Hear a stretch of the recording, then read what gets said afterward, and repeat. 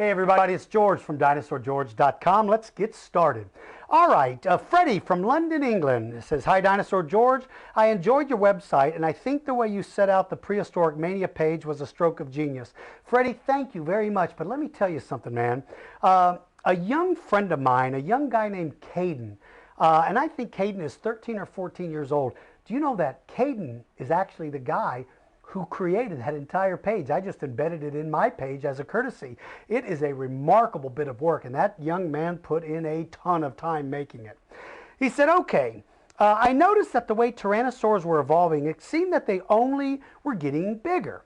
Do you think that if the dinosaurs are not extinct due to a meteorite hitting the earth or something along those lines, do you think that Tyrannosaurus would have continued to evolve into something even bigger? You know what? I do, Freddie. I do think T-Rex would have gotten bigger because T-Rex ended up being the ultimate tyrannosaur. He was getting bigger. Now, other dinosaurs around him were kind of getting smaller in stature, but not Rex. Rex was getting much bigger. So I think that had they not gone extinct, he may have continued to surpass the size that he was at the end of the Cretaceous. He would have turned it out to be even bigger, in my opinion. And he said, on a fun note, and you don't have to answer this if you don't want to. Well, I always have fun. I love having fun, so I'm always going to answer this. Do you reckon it could have eventually evolved into something monstrous like the fictional V-Rex in Peter Jackson's King Kong? Hey, man, I do. I do think it could have gotten to be even more monstrous than it was as Tyrannosaurus Rex. Who knows where some of those animals may have ended up. I watched that show, and I got to tell you, I thought some of the battle scene was a little hokey in King Kong, but man, that was cool when he was fighting those V-Rexes. I like those things a lot. So yeah, who knows, man? I think that's a fun question, and I enjoy answering those things. So welcome aboard, Freddie. I'm glad to have you with us. All right, Silvio from Belo, Horizonte, Brazil. He said, why were dromaeosauruses in Jurassic Fight Club featherless, since cladastic studies show that they were all feathered? And then he wrote, no matter what your argument is, it can't beat it. Cladastes already have proven that they had feathers, so why not put it in JFC? Silvio, that's a good question. There's something I want you to remember, first of all. There have been some discoveries of some members of the theropod family that show signs of feathers. But that does not mean that that's proven that every single member of the dromaeosaur family or the theropod family were feathered. That's just not the case. That would be like finding a penguin and saying, this then is what all the feathers of every bird on Earth should look like because a penguin is a bird. That's just not the case. I do not believe every single predatory dinosaur is feathered. And when you say that no matter what your argument is, you can't beat it, keep in mind this. When you're dealing with paleontology, there is nobody on Earth that can say there is no argument because we don't know a lot of things. Now, there's a couple of reasons why you didn't see feathers on the Dromaeosaurus in Jurassic Fight Club.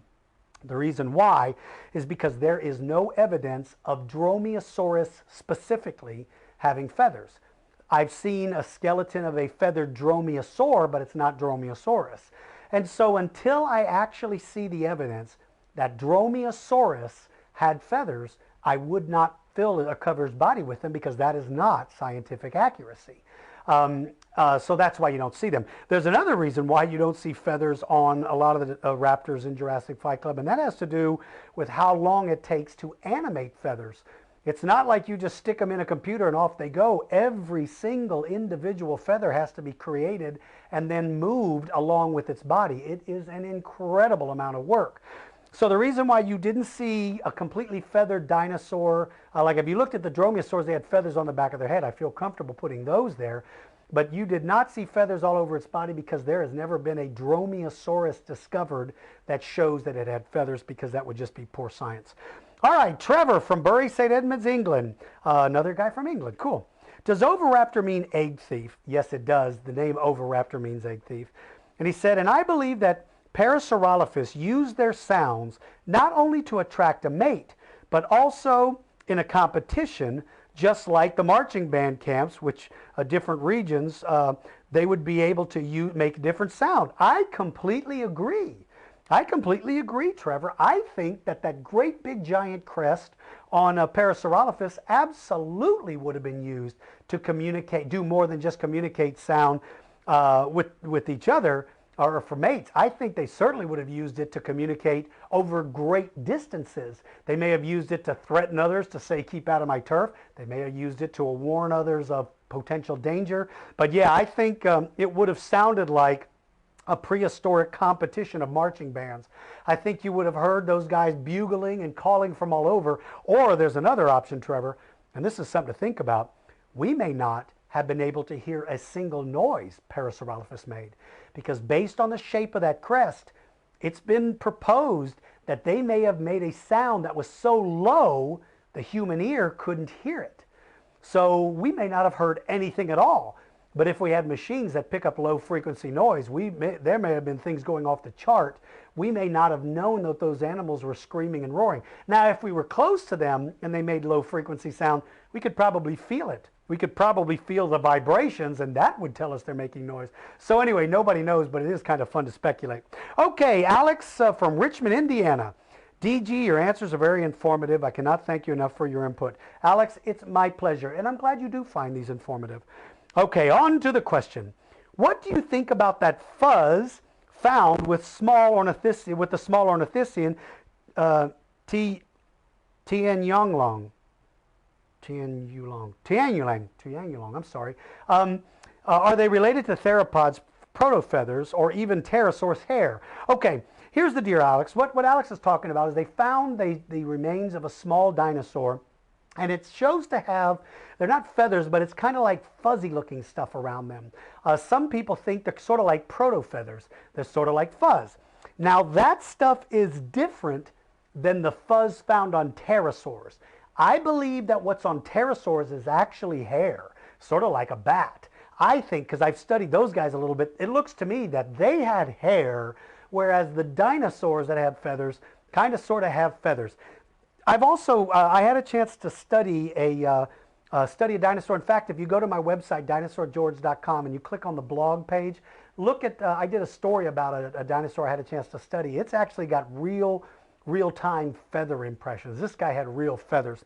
I think that the fuzz that you saw on that little dinosaur was used to help it regulate its body temperature, because when you're little, you can lose heat very easily. That's what I think. I think as they grew up, that fuzz may have been replaced for some species with actual feathers.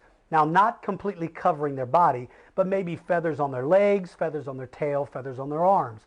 But it again depends on the species. The really big dinosaurs like T-Rex, it may have had feathers, but it probably had display feathers, like maybe some on its neck, maybe some on its tail. But certainly a dinosaur like Tyrannosaurus Rex and some of those big ones, they are not covered in feathers like an oversized chicken, at least in my opinion. All right, that's it for this time. Go to my website, dinosaurgeorge.com. Go check out all the cool pages. While you're there, sign up to follow me on Twitter and become a friend on Facebook. Take care of yourself. Take care of all of the people around you. And remember, everybody out there, use good manners when you can, because there's nothing that speaks more highly of you than when you use good manners. And for you little people out there, you make sure and practice your reading skills, because having good reading skills is very important. I will see you all again soon. Take care, everybody.